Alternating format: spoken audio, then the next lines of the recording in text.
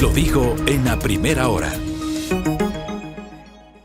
Seguimos. El ingeniero Leonidas Cisa Salazar está enlazado con nosotros de forma telemática, candidato presidencial del movimiento Pachakutik. ¿Cómo le va, ingeniero? Bienvenido, buen día. Si puede activar el micrófono, por favor. Estamos ahí. Ahí está. Buen día, Leonidas. ¿Cómo está usted?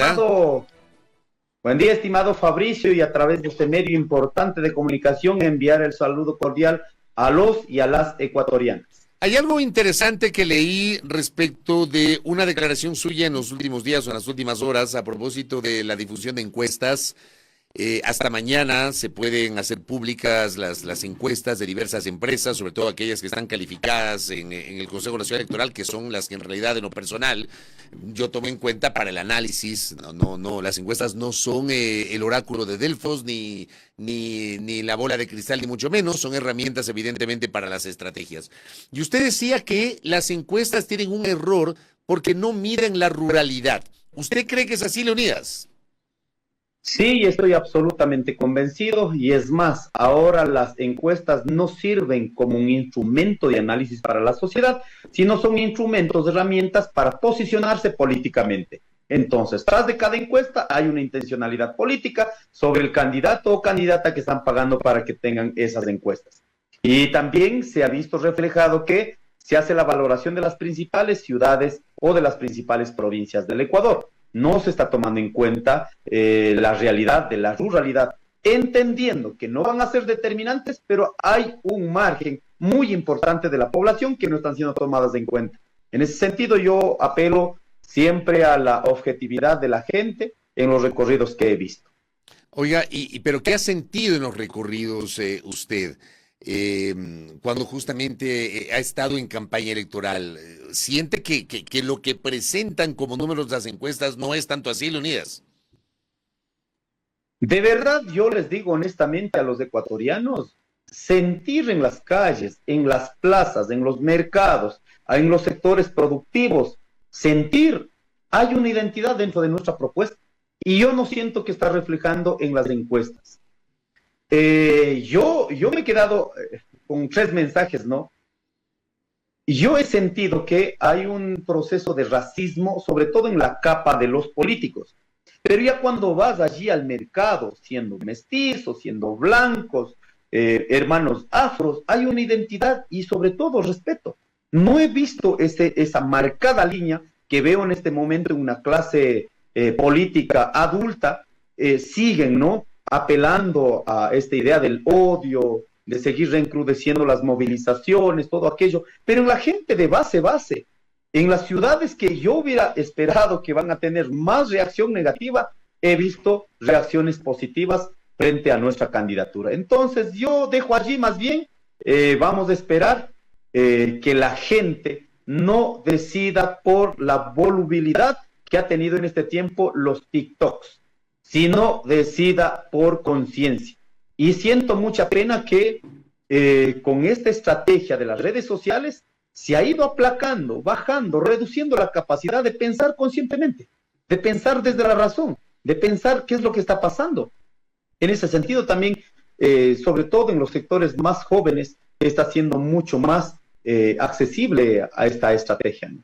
Usted, a ver, ¿y por qué empiezo la entrevista justamente hablando del tema de las encuestas? Porque hace minutos estuvo acá Carlos Rabascal y le voy a preguntar prácticamente lo mismo, en el sentido de que según las encuestas tenemos 2 candidaturas que lideran y las otras candidaturas, entre ellas la suya, terminan siendo, insisto, según las encuestas, candidaturas tangenciales. Y por supuesto, hay algunos que apelan al denominado voto útil. ¿Cuál es el voto útil? Hay que votar por uno de los 2 que va al frente. Ya, no desperdiciar, dicen ellos, el voto por aquellos que están muy detrás. ¿Usted cómo siente eso, Leonidas?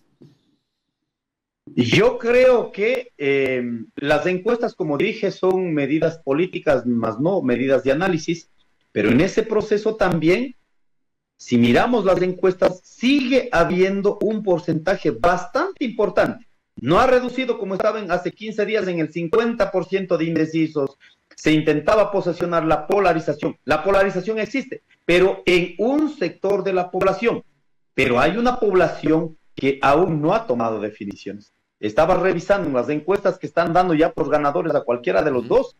todavía sigue habiendo una base de 25%, 30% que ubican en el voto nulo, en el voto indeciso aún todavía. Y entonces, en estos días aún van a ir consolidando esta opción que siento que la gente está viendo la opción desde el pueblo. ¿Usted cree que la suya puede encarnar una tercera vía o tal vez ya no hay espacio, ya no hay margen para esa tercera vía por la polarización que tiene el país? Yo creo que las hay, mejor dicho, ya en territorio. Más bien invito a la población, a la ciudadanía, en lugar de quedar, mire, ¿sabe qué va a tener? Si gana Noboa, si en un año ha demostrado que no respeta la Constitución, no respeta las leyes, ha violentado, si es capaz de violentar a su pareja, si es capaz de violentar a su vicepresidenta, se puede imaginar 4 años de gobierno. Si es capaz de utilizar recursos económicos de los ecuatorianos para beneficiarse a sí mismo, si es capaz de utilizar la institucionalidad del Estado para garantizar sus negocios, de su familia, de su grupo económico, y la gente no se indigna, ha perdido un sector de la población, ha perdido la capacidad de indignar. O sea, a nosotros nos llaman corruptos, cuando están protegiendo y están apoyando a un corrupto que no ha hecho que pague a su familia más de 90 millones de dólares. Lo que realmente creo en todo este proceso, si van a decidir en esta idea de la polarización, vamos a tener un Ecuador mucho más jodido. Al menos los campesinos, los agricultores, los defensores de la vida, sobre todo llamo aquí a los jóvenes que en este momento vamos a depender centralmente de las condiciones equilibradas del medio ambiente. Y en este momento tienen un gobierno que ya en este año entran a operar Curipamba, entran a operar la minería a gran escala en Quimsacocha. El sábado voy a hablar con los cuencanos para ver si es que aquí no es un problema de que te gusta o no te gusta, es una cuestión pragmática, real. En las naves hay una planificación acá en el norte. Si los ecuatorianos están dispuestos a transitar por un momento más doloroso de lo que ya estamos, pues ya también serán las ilusiones y la estrategia de los TikTok. Pero si no ven esta realidad, si ven esta realidad que va a suceder en el Ecuador, confiemos en los que realmente estamos pensando desde la sensibilidad de la gente, más no utilizando el Estado únicamente para las ganancias de las élites económicas y políticas que han gobernado. Algo tiene que estar pasando, Leonidas, porque si tenemos una sociedad polarizada entre dos tendencias políticas y como que no ha logrado emerger esto que algunos denominan la tercera vía, algo debe estar pasando. No sé si es la política o los políticos los que están equivocados o es la población la que está equivocada, Leonidas. Yo creo 3 factores ahí determinantes. Primero, la sociedad ha quedado cómoda en decir, es otro político más.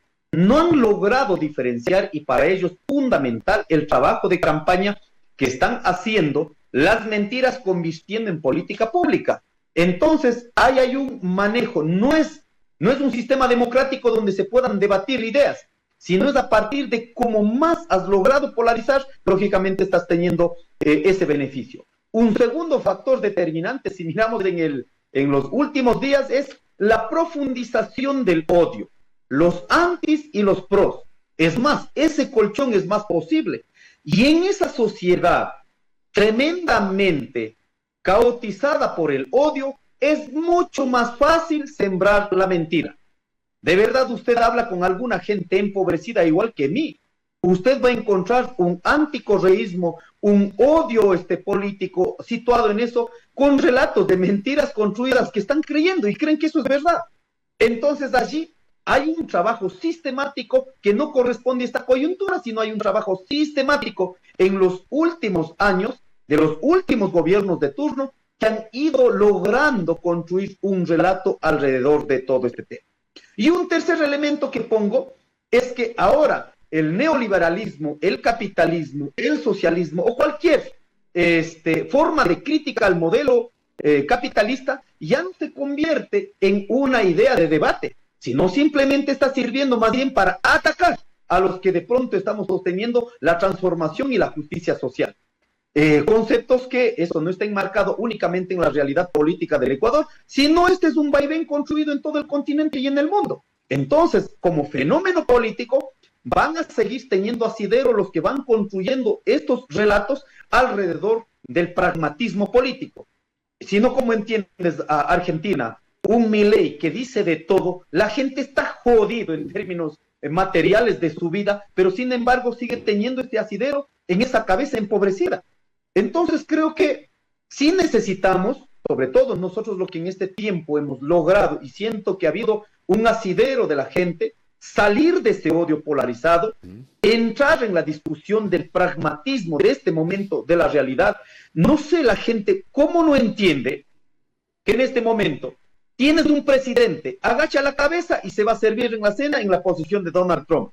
Y resulta que en el mismo espacio oficial, agachado la cabeza, te dice, Latinoamérica no te necesito, no les necesito, ustedes nos necesitan a nosotros. Y en la siguiente semana ponen las mentiras, esta clase política mentirosa, diciendo que gracias a ir a ese espacio, resulta que el Ecuador está fuera de los países que van a ser intervenidos o deportados. Y resulta que al día de hoy tenemos más de 31,000 ecuatorianos en la lista para ser deportados. Y es más, ya llegaron los primeros cargamentos. Si no tienes la capacidad de sensibilizar sobre esa realidad, estamos jodidos. La política está siendo como un instrumento de dominio, más no un instrumento para el debate, para el análisis y para que realmente podamos garantizar un proceso crítico de nuestras conciencias. Así que estamos jugando en estas perspectivas de la realidad, de la creación también de la política, que yo necesariamente veo en estos 12 días que falta, es posible ir consolidando aún con una sociedad consciente. Ahora, el tema también, Leonidas, es que corresponde hacer una mirada retrospectiva y tal vez discutir, analizar ya con cabeza fría el hecho de que tenemos 16 candidatos presidenciales, varios de ellos de una tendencia ideológica similar, del centro hacia la izquierda, y no se lograron poner de acuerdo. Se sentaron a conversar, que saludo eso, tuvieron varios encuentros, pero finalmente no emergió una candidatura de consenso. Y por ejemplo acá, uno de nuestros oyentes, a Patricio Valdivieso, le envió un abrazo hasta Loja, dice, los 14 candidatos están pagando el precio que deben pagar aquellos aspirantes que no tuvieron la madurez para buscar de manera consensuada una tercera vía. ¿No será que este también es el reflejo, saliéndonos un poco de la visión social del país? La visión de los políticos, ¿no será que faltó ese renunciamiento para presentar menos candidaturas y mayor consenso político, Leonidas? En un proceso de unificación de las izquierdas y la derecha, que debería ser lo normal en el cauce político, debería haber sucedido aquello. Pero hay antecedentes. ¿Por qué estamos jodidos ahorita en todo el continente? Por acciones de gobiernos progresistas que fueron en contra de su pueblo. El movimiento indígena no les perdona, que quitaron la casa, que fueron a tomar territorios completos sin derecho a la consulta previa, libre e informada. Y eso no ha habido por lo menos, no ha habido en este tiempo, en la posibilidad de unificar, por lo menos decir, oigan, vamos a reparar aquello. Más bien trasladan esa responsabilidad a nosotros. Eso no ha permitido dar un salto cualitativo que necesita este país. Se ha quedado alimentando en estas viejas prácticas políticas de caudillos fuertes, líderes fuertes, que son necesarios para cada movimiento, pero no indispensables para la unidad. No han renunciado el modelo extractivista. Eso fue un tema sustancial en la discusión de las mesas. ¿Por qué estamos en este momento así? Porque ofrecieron cambiar al país y fueron a entregar a las mafias económicas de este país. Se beneficiaron en las políticas de un gobierno progresista. La familia Noboa, no nos olvidemos, son aprovechadores de la etapa del progresismo. Ahora resulta que son contradictores políticos. En este momento ya no pueden decir nada. Estos elementos no han permitido unificar. Si no se clarifica la izquierda en el Ecuador, seguiremos en estos relatos. Llegan al gobierno y se benefician a los grupos económicos que siempre se han aprovechado. Y resulta que luego construyen contradictores políticos, ahí sí apelamos a la izquierda. Y los que no seguimos criticando que no deben transitar por ese modelo, ahora trasladan esa responsabilidad. No, señores, yo sí creo firmemente en este punto y afuera de las parcelas de poder, si no tenemos claro el camino hacia dónde vamos, no va a poder haber unidad. Si no escucho a una presidenciable decir, vamos a salvar los territorios de los pueblos indígenas, de los campesinos, de los afros, de los montubios, de los que sostienen las economías de los países, las economías de las ciudades, el agua para las ciudades, estamos jodidos. Esa misma tierra, esos mismos territorios están garantizando. ¿Cómo es posible? Siguen garantizando para el grupo Noboa y no tienen una posición firme. Esos temas tienen que quedar claros. en el sistema de salud, en el sistema de seguridad. ¿Por qué hemos llegado a este punto? Yo invito, más allá de las parcelas de poder, cualquiera que sea el resultado de este país, vamos a tener que sentar a hablar en serio sobre estos problemas estructurales.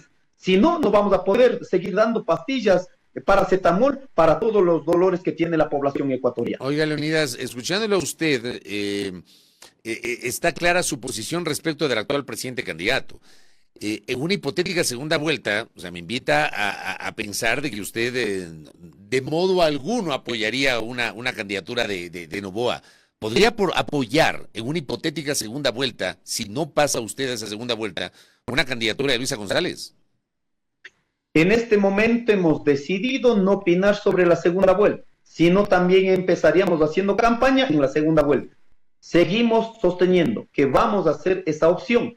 Ya en la segunda vuelta sentaremos con nuestras estructuras organizativas, tomaremos una decisión. En ese sentido, no será personal suya, perdón, Leonidas, no será personal exclusiva de Leonidas Issa, sino organizativamente de Pachacutic. Así es. Imposible que de pronto digan, oiga, Issa, usted de manera individual. Y bueno, ¿qué dicen mis bases? No hay posibilidad. Hay una democracia que se llama democracia comunitaria, reconocida en la Constitución de la República, que muchas veces han vilipendiado, han utilizado. No, yo no la utilizo. Yo ejerzo sobre la democracia a la cual está reconocida en este país. Y por lo tanto, respetando las otras formas de democracia, en la segunda vuelta, esperando que nosotros vamos a hacer esa opción de país para transformarla, tomaremos una definición. Correcto. Ingeniero Leonidas Issa, suerte en la última semana de campaña, muy amable. Muchas gracias. Solo a modo de cierre, yo les quiero invitar a los jóvenes, sobre todo, entendamos que no tenemos condiciones reales al modo de producción que estamos viendo, condiciones reales para vivirla. Invito Cuenca, Loja, Quito, que en este momento están en procesos tremendamente jodidos, entramos en un proceso de explotación minera a gran escala. Van a ser ciudades desoladas, ciudades sin agua. Los primeros perjudicados son los jóvenes, los adolescentes y los niños. Apelo a esa sensibilidad, no por Leonidas Issa, sino por una generación completa que va a quedar prácticamente en el caos este modelo económico que está implementando. Muchas gracias, soy Leonidas Issa, con Katiuska Molina estamos al frente. Invito a que apoyen al Movimiento de Unidad Plurinacional Pachacutic, las listas 18. Gracias, estimado Fabricio. Un abrazo a Leonidas Issa Salazar, candidato presidencial por Pachacutic, que ha estado con nosotros en esta mañana. Primera plana. Todas las noticias, todas las voces.